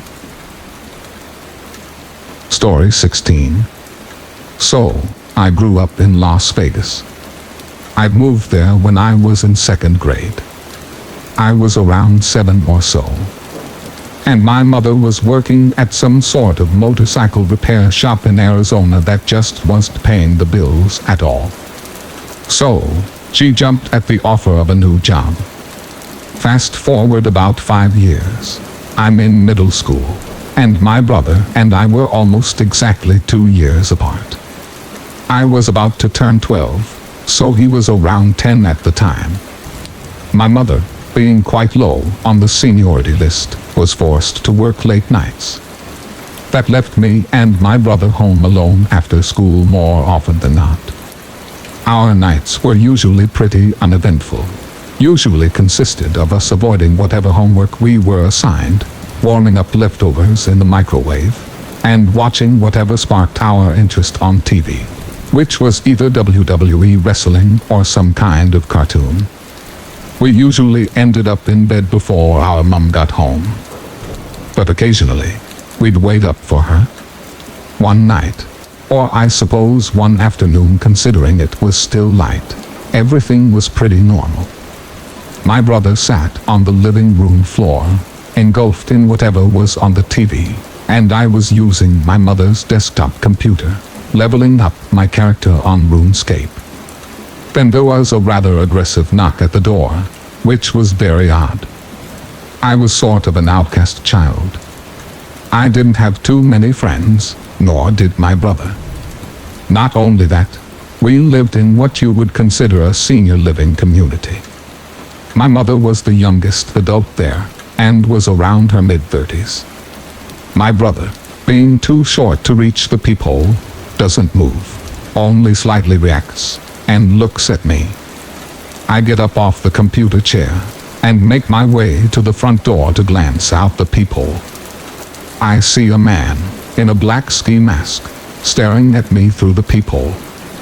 It definitely didn't seem real. It sort of seemed like something from a click movie, as if you were dressed to rob a bank. I was immediately scared, shitless, and I obviously didn't bother asking who it was. I silently stepped away, shut off the TV, grabbed my brother, on our small black Pomeranian, and ran towards my bedroom. Once we were safely hidden in my closet, I informed him of what I saw outside. He didn't say much, but was visibly shaken, and just quietly stood there holding our little dog. I slid the tiny flip phone our mom lent us for emergencies from my pocket, and dialed 911. I whispered to the operator the entirety of the call, and I didn't think the man had left considering the knocks persisted after we left the living room. Yet somehow, she understood me and sent an officer over. Immediately after the call ended with the operator, I dialed for our mother. I explained everything to her, and she ended up leaving work early and came home around the time that the police had as well. I'm not sure what deterred him at pursuing further, but of course, the man was gone by the time they both had arrived. The officer was very clearly not taking any of it seriously, most likely thinking that these two young boys were just paranoid from staying home alone. It was probably just a young man playing a joke on a friend, they thought. However, like I stated before, we live in a senior living community. Who could he be possibly playing a joke on? His dear grandmother. He then gave my brother and I stickers, as if that would console our nerves after seeing some masked man pounding on our door. Fortunately, I never saw the stranger after that. Yes, however, after the experience, my house did get broken into, as well as my car 3 times. Thankfully, none of us were present when any of this took place, since my family and I moved out of the state and installed a security system. Nevertheless, I hope we never meet again. Story 17. This happened when I was 16, visiting my grandma who lives in a small town in Poland. Just for context, it was summer, and my family wasn't with me at the time. As you can imagine, living without my parents for a short time, as my grandma is really chill, was a dream. I could stay out late as often as I wanted, without my parents being able to prove it. Now at 16, you feel like you're invincible. You don't really think about how many messed up people there are in this world. Because of this mindset, I wasn't worried about walking home alone that night. The day on which this story takes place was very hot. I remember shopping and hanging out with my friends until about 8 p.m., when it started to rain. Instead of walking home quickly, I decided to visit my aunt's house, hang out with my cousin for a bit, and walk home when the rain stopped. Well, I lost track of time and ended up leaving her house at 10:30 p.m. At this point, the rain had almost completely subsided, and this being my favorite type of weather, I declined my aunt's kind offer to drive me back, telling her I was getting a cab. I'm still surprised she believed this, but maybe she just didn't care. So I went on my way, called my grandma to tell her I'd be home in 30 minutes, but not telling her that I was walking alone. If there was one thing that scared me, it were the huge train tracks that you had to cross in order to get to my grandma's house the fastest. So I decided to take the longer way round through some sort of nature preserve. I enjoyed my walk through the light rain, until the long metal bridge came into view. Just as it's beginning, I saw a man. It was a small, quiet town, so it wasn't common for the people here to be out this late. But I wasn't scared immediately. I only saw his back, but he looked like every other guy you'd pass on the street. He didn't seem to notice me, and I didn't really care. I got distracted by looking at the trees to my left, but when I came to the beginning of the bridge, the man was nowhere to be seen. I suddenly stopped dead in my tracks, and got an ominous feeling. This man couldn't have already been out of my view. It would have been impossible for him to move this fast. He would have had to run, and I definitely would have heard him running on the metal bridge. At the end of the bridge, there was a small path that led under it, which was hidden by thick bushes. I got even more scared by the thought that he was hiding there, waiting for me. I slowly started to walk backwards, not taking my eyes off the bushes. I hid behind a tree and decided to wait a few minutes to see if he was hiding there. After about 10 minutes, My biggest fear came true. Suddenly, the man emerged from the bushes, looking in my direction. He was holding something big and shiny. In the dark, I still managed to make out that it was a knife. My mind started racing with 1,000 questions. How did he see me? Why didn't I see the knife before? Where was he hiding it? He suddenly started to run in my direction, so fast. He ran straight past me, hiding behind this tree, and I was so relieved when he was out of sight. I ran faster than I ever ran, not stopping to look behind me. Being frightened the whole way back, thinking that he'd somehow find me and do whatever sick things he had in mind. Luckily, I arrived home safely, my grandma waiting for me, already mad. I decided not to tell her what happened, partially not to worry her, but also so she wouldn't tell my parents about our secret curfew. Looking back, this was one of the stupidest lies I've ever told, because of what happened a month after this incident. 2 teenage girls about my age were stabbed dozens of times by this bridge. One body was found 30 meters from it. The other one was thrown into the nearby river. To this day, nobody knows who did it, but I'm pretty sure it was the same man I encountered. I was too scared to come out and tell anyone about what happened, but I can't help but feel that those 2 girls would have been alive today if it wasn't for my stupidity. Story 18. I grew up on an island in Alaska and lived on the same property since birth to high school graduation. Our house had 2 stories, and the downstairs had a bathroom, furnace room, storage room, entryway, and rec room. One of the walls had some plywood pieces up, so that we could feed extension cords through it to our crawl space. We had a C-shaped driveway that you could enter from one side, and then park in the carport, and then just drive towards the exit. The crawl space consisted of 2 big water tanks, because we caught our own rainwater. We also used this area for storage. The space was 10 by 15, but only 3 feet high.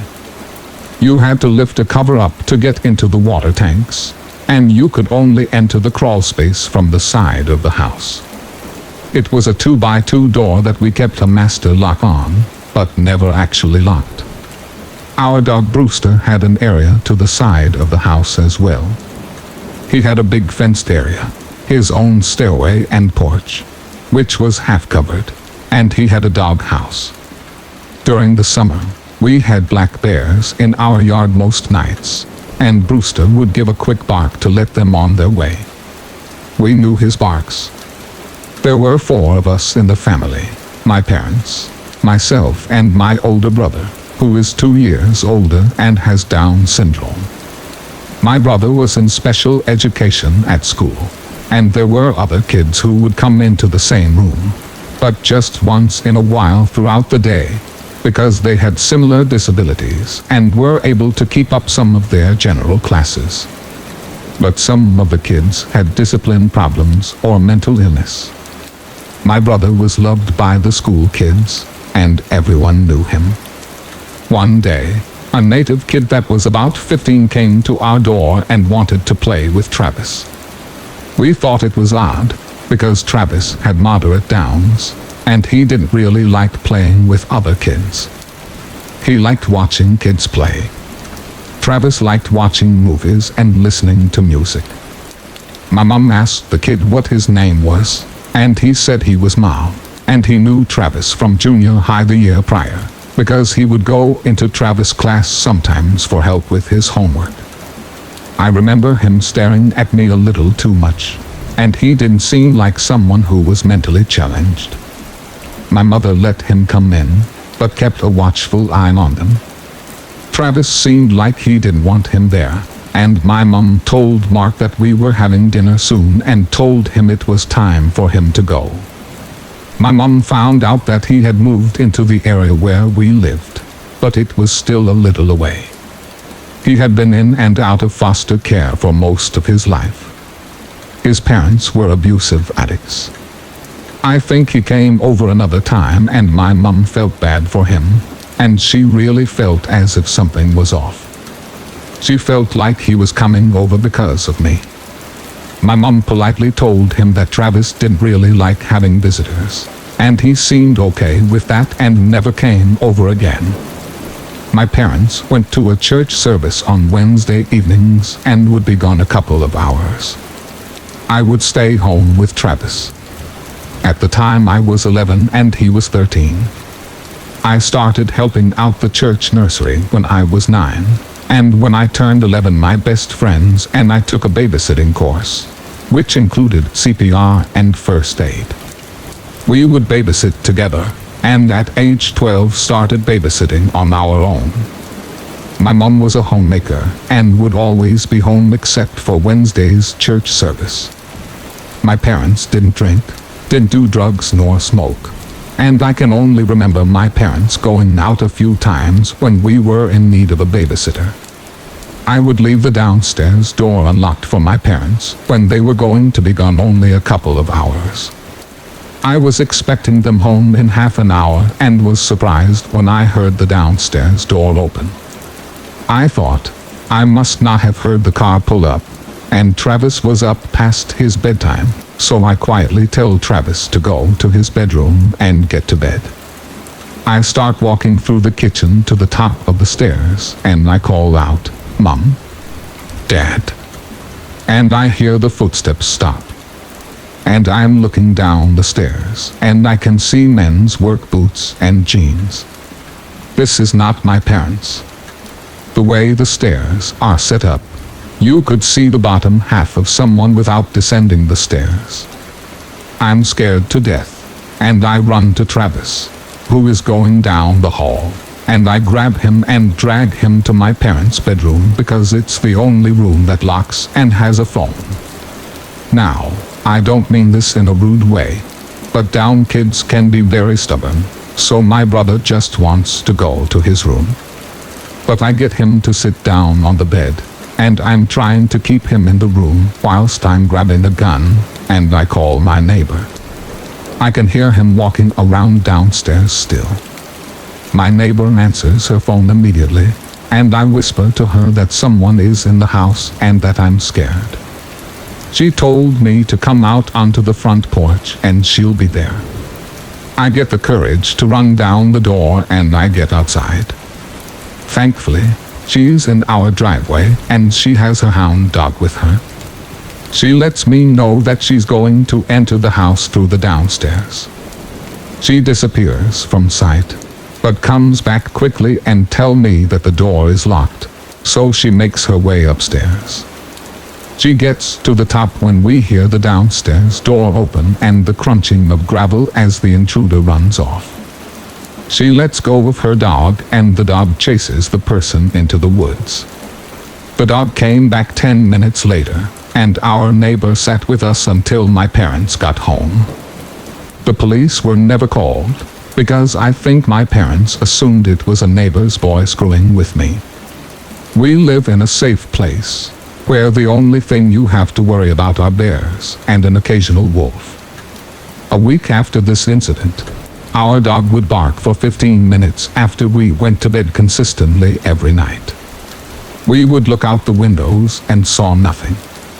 We figured it was bears because it was springtime and Brewster's was probably just getting used to them again.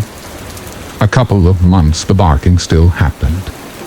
I had my best friend stay the night, and we would always stay in the downstairs so that we can be louder and stay up as late as we'd like.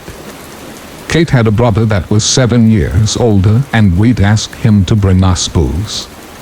All the kids were starting their vices at our age.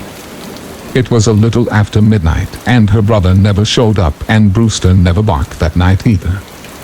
We were sitting on the stairs braiding each other's hair when we both got a feeling as if someone were looking at us. We looked over and there was a guy staring into the window. We ran upstairs in panic. We thought perhaps it was her brother, but he wouldn't have come to the window and spy on us. The face also seemed a bit darker than his, but we had the lights on downstairs, and there were no lights by that window outside, so it was hard to tell who it was. We didn't want to wake my parents up just in case it was her brother, so we waited 30 minutes and went back down to grab our stuff and went to sleep in my bedroom for the night. The next day we spoke to her brother and he said it wasn't him. That night Brewster's was back to barking again. 2 more months go by and I had gone to bed and heard Brewster's bark, and I looked out my window and as usual didn't see anything. I had just dozed off again and woke up to Brewster's barking frantically. I looked out my window and I see a guy running out of our driveway. I thought about waking my parents, but we had a trail on the side of our house that kids used to run to the road behind ours. The neighborhood was on the side of a mountain, so all the kids used trails to get straight through to another road instead of using the main roads. I'd never seen someone come out of that part of the driveway because the trail was on the south side of the house along with the crawl space and Brewster's area. My room was the only room on the north side. I decided to go back to sleep and was tossing and turning. 15 minutes go by and I smell smoke. I go to the hall and the smell is a lot stronger and it's starting to get hazy in Travis' room, which was directly across from mine. I scream, "Fire! Fire! Wake up!"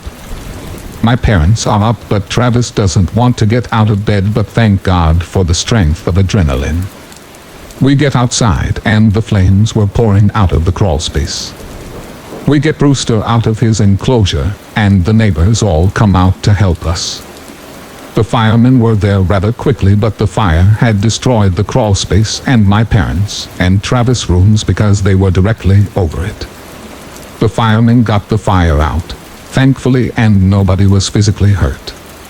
This was one of the scariest nights of my life, though.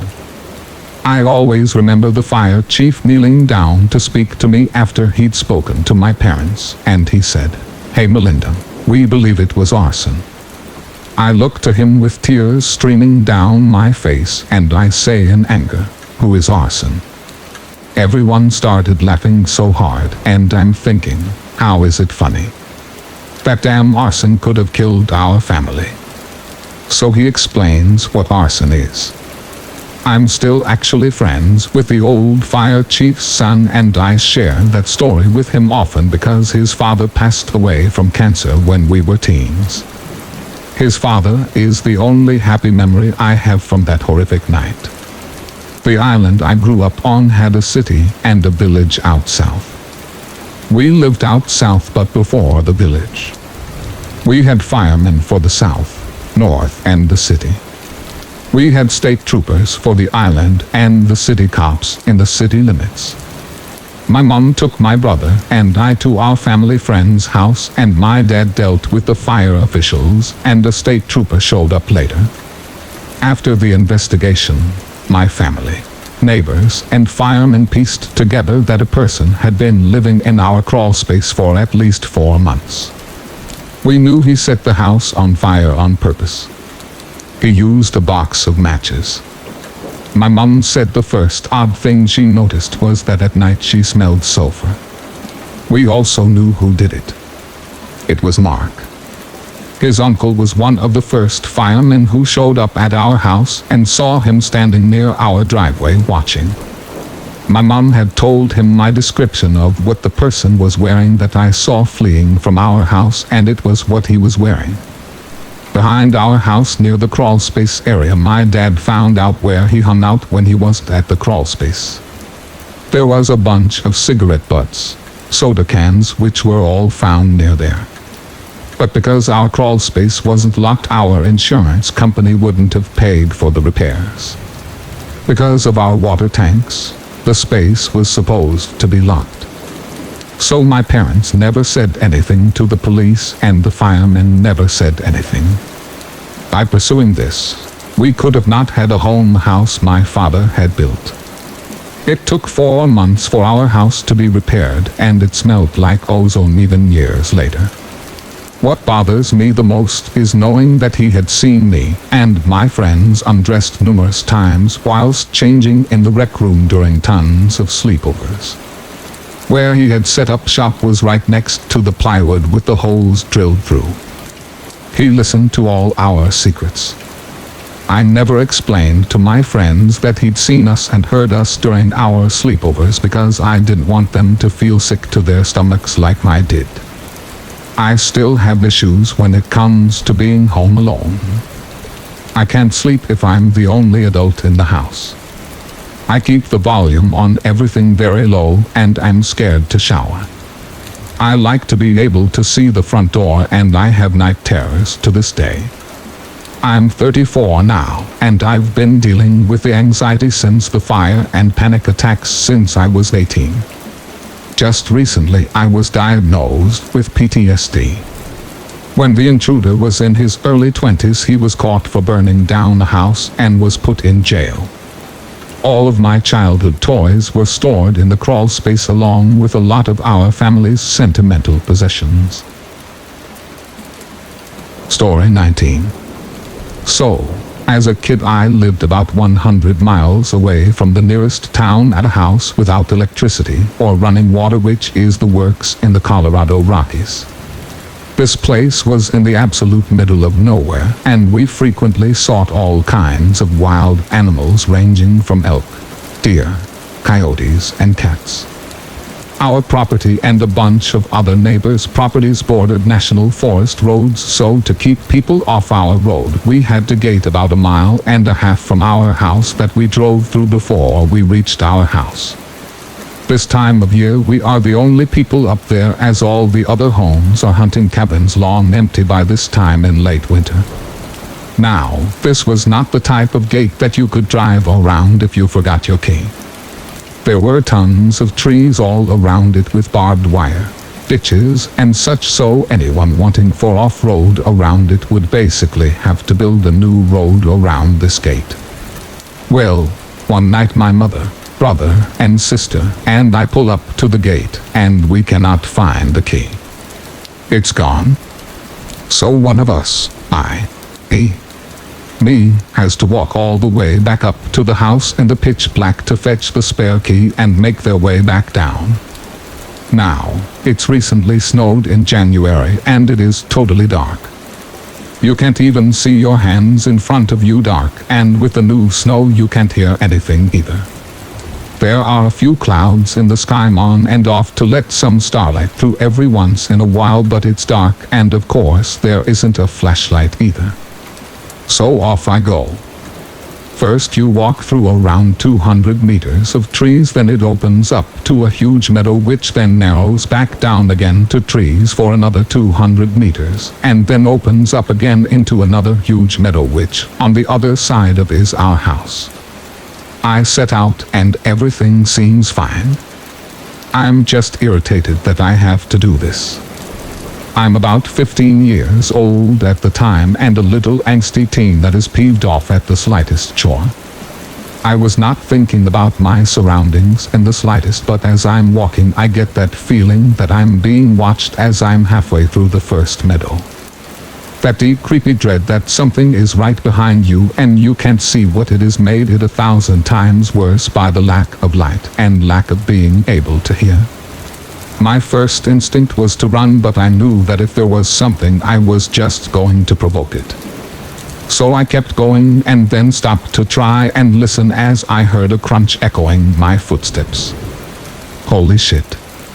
This time I walked a little faster and I knew there was something behind me.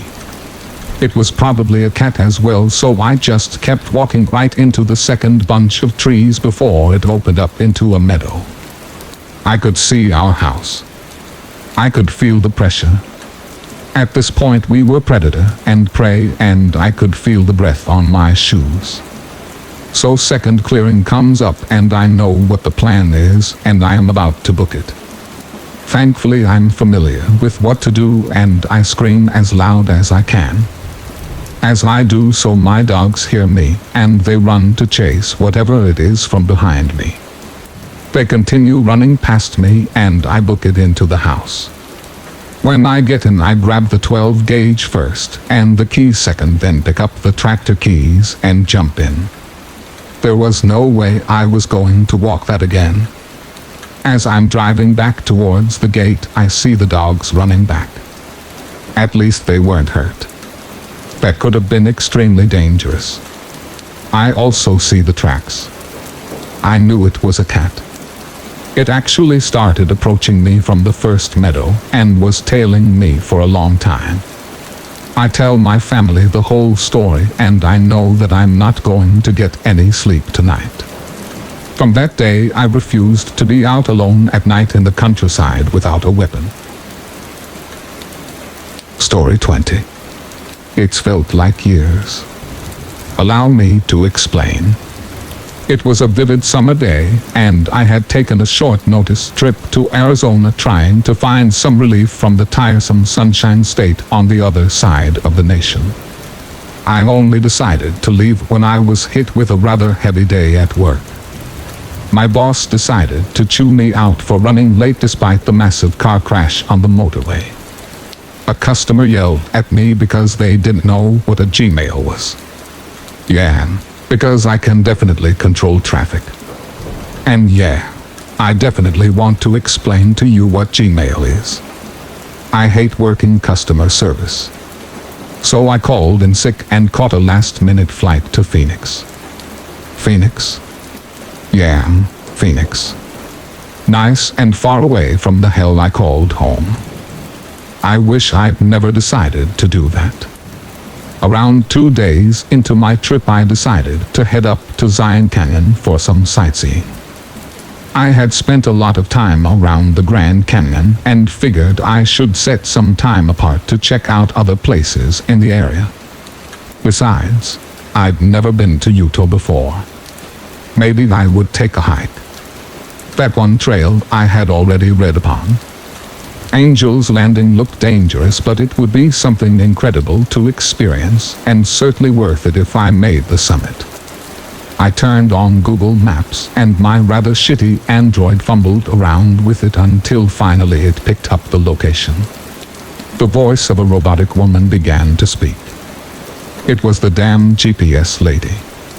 She guided me through several backwater roads with twists and turns and roundabouts until she stopped with a final sentence. Head on Highway 89. Continue straight for 184 miles. All right. Seemed easy enough. As I finally approached the highway, I was absolutely in awe by the view. No more buildings remained. Only the wild, barren landscape of the southwest. Mountains peaked in the distance, covered by desert shrubs. Old trailers and abandoned houses dotted the landscape. Everything was so beautiful compared to the constant headache that was Florida. My eyes soaked up the desert views, relieved that for once it wasn't just endless miles of swampland. I felt so isolated. I was free from civilization for miles. But something was wrong. The desert didn't feel real to me. The sun was too bright. The mountains too still. And the sky too blue. The whole landscape seemed too picturesque. As if it were straight out of a postcard. It felt as though it were all a facade that dragged me into something. And it was not unlike something straight out of a fever dream. You know those mornings as a kid when you wake up with a pounding headache and sense of false reality. I'd been driving for hours and the scenery just seemed to remain stagnant. I was so sure I'd spent the entire damn day on the road. But the sun hadn't moved an inch. Was I hallucinating? God, when was this road ever going to end? Speaking of it, I'm still here. I've been driving on this road every day. It only keeps on going and going. I've been seeing the same road signs over and over. There's no civilization around. I've tried knocking on those trailer doors, but no one's ever home. And you know what else?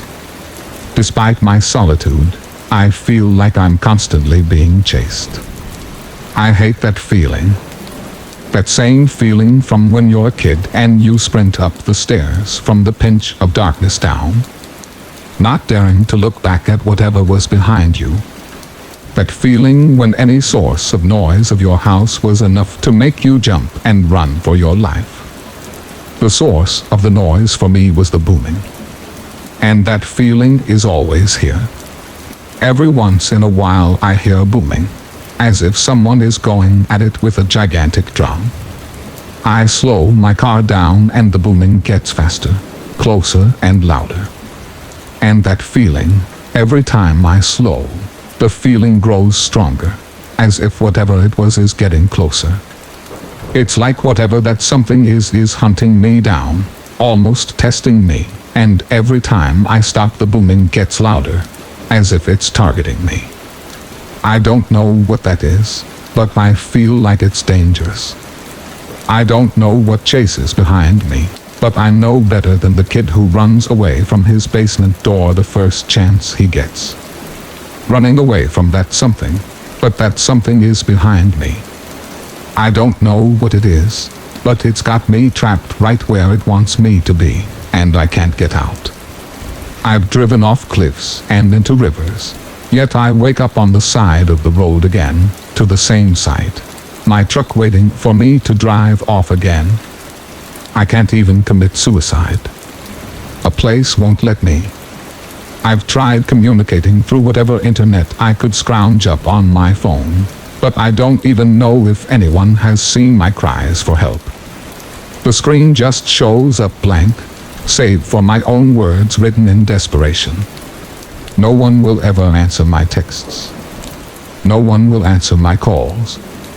I will never see any other cars. Only me. I never get hungry or tired or thirsty. Only trapped. It's like time hasn't passed. Time hasn't passed. Everyone is gone. Something's chasing me, and I'm still writing this.